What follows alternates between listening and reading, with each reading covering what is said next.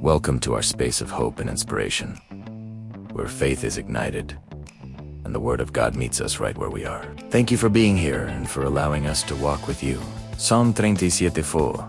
Delight yourself in the Lord, and He will give you the desires of your heart. Close your eyes for a second. Just one. What was the first thing you wished for today? Was it peace, love, resolution, a miracle, a call that never came, a word that was never spoken to you? Now, open your eyes. Look at your hands. What are they holding? Your phone, a cold cup of coffee, an endless to-do list, or perhaps nothing. It doesn't matter, because there is something you need to hear today, not as a religious command, but as a whisper of mercy. Delight yourself in the Lord, and He will give you the desires of your heart. Psalm 37:4.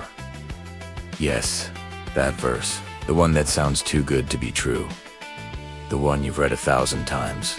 But today, it hurts a little to read this today, because maybe you've tried to delight in the Lord, and yet your heart still holds the same unanswered requests. Maybe you prayed fervently, sang through your tears, fasted, waited, and persevered, and the request remains, tucked away in the drawer of your sleepless nights, in the corner of your conversations with God that end in silence. And you ask yourself, what did I do wrong? Didn't I delight in Him enough? Wasn't I faithful enough? Is delight just another list of spiritual tasks I didn't complete? Let me tell you something that perhaps no one has told you clearly. Delighting in the Lord isn't an act of perfection. It's an act of trust. It's not about faking joy when you're broken. It's not about singing praises when your soul weighs more than your body. It's not about denying your pain so that God will hear you better. It's about something deeper. To delight in the Lord is to look into His eyes and say, even though I don't understand, I trust that you are good. It is choosing, in the midst of chaos, not to focus on what you lack, but on the one who is sufficient for you. It is not ignoring your requests. It is trusting that, even if you don't see them fulfilled as you imagined, He knows them and carries them in His heart. Because here's the secret the world doesn't want you to know. God doesn't ask you to stop desiring. He asks you, in the midst of your deepest desires, to allow Him to be your greatest delight. Not because you should stop wanting healing, but because He is your healer. Not because you should stop asking for restoration, but because He is your restorer. Not because you should stop longing for love, but because He is your eternal love. Delight is not an emotion, it is a decision. A stance of the soul that says, even though I don't see the answer, I still choose to believe that you are worthy. And in that stance, something begins to change. Not necessarily outside, but certainly within. Your heart stops clinging to the results and begins to cling to His presence.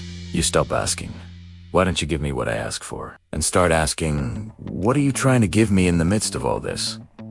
It's not resignation, it's revelation. Because when you delight in the Lord, it's not that your requests disappear. It's that your heart aligns with His.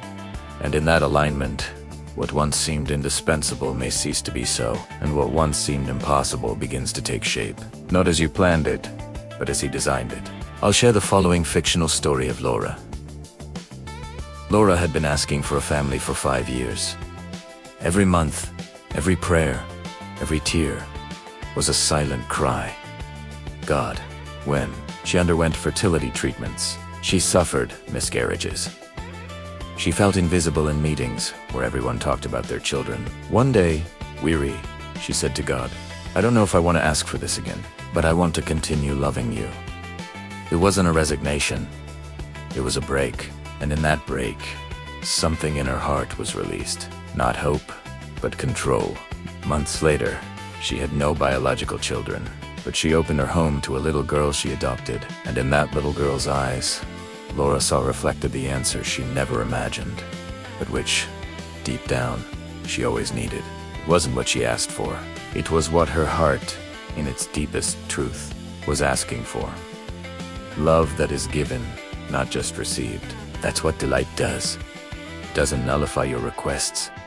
It transforms them. Because when you delight in the Lord, you stop seeing God as a means to your ends.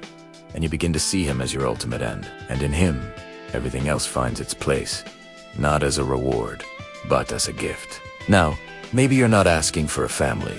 Maybe you're asking for healing for your body. Maybe you're asking for peace of mind. Maybe you're asking for reconciliation. Or maybe you're just asking not to feel alone today. And if so, let me tell you this with all the tenderness I have.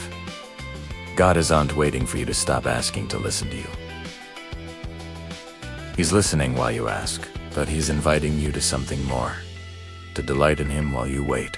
Not because you deserve it, but because he is worthy. Not because everything is okay, but because he is good. Not because you have perfect faith, but because his faithfulness is perfect. Delighting in the Lord is finding a moment each day where you don't ask him for anything. You simply say, "Thank you for being you." It is looking at the sky and remembering that the same God who painted every star knows the beat of your heart. It's feeling the breeze and knowing that the Spirit who moves the wind also moves your story. It's breathing and remembering that every breath is a gift from the God who sustains you. You don't need to have answers. All you need is a heart willing to delight in the one who created it. And if you can't delight in him today, don't blame yourself. Who's to stay eri brave? Silently say, "Lord, help me to delight in you, even though everything hurts today." And with that, he rejoices, because he doesn't seek your perfection. He seeks your presence. And if this message touched you, it wasn't by chance. It was God whispering to you, "Come, delight in me." Not because everything is resolved, but because I am already with you. I want to invite you to a place where you aren't expected to have all the answers, where you aren't judged for your unfulfilled requests, where you aren't required to always be delighted. A place where you can come with your pain, with your doubt, with your God. Where are you? And find companions who have also been there. That place is called Gokrip. Gokrip isn't a temple of perfect answers. It's a table of broken hearts that still believe. Here, we don't tell you, "Forget your prayers." We say, "Bring your prayers. And let's learn together to delight in the one who sustains them." Here, we don't ask you to fake joy. We remind you that true joy is born not when your desires are fulfilled, but when you know the God who keeps them. Here, we don't sell formulas. We share real stories of people who, like you, had doubted, cried, and asked questions, and yet have found reasons to delight in Jehovah. If today you feel your faith is hanging by a thread, Gokrip is for you. If today your prayers remain unanswered, Gokrip is for you. If today you can't sing, but you need to know you're not alone, Gokrip is for you, because we are here to encounter God, just as we are. So please, like this, if any of it resonated with you. Not for me to see, but so that someone else who is silent may find this message and know I am not alone.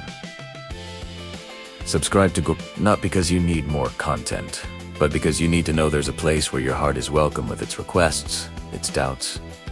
Turn on notifications, because tomorrow, when you don't have the strength to delight in God, a word of hope will arrive without you even asking. Leave your prayer requests in the comments, not for me to answer it, but so that together, as brothers and sisters, we can pray for you. Because at Gokrip, we believe no one walks alone. And remember this, especially when everything seems dark, delight in the Lord.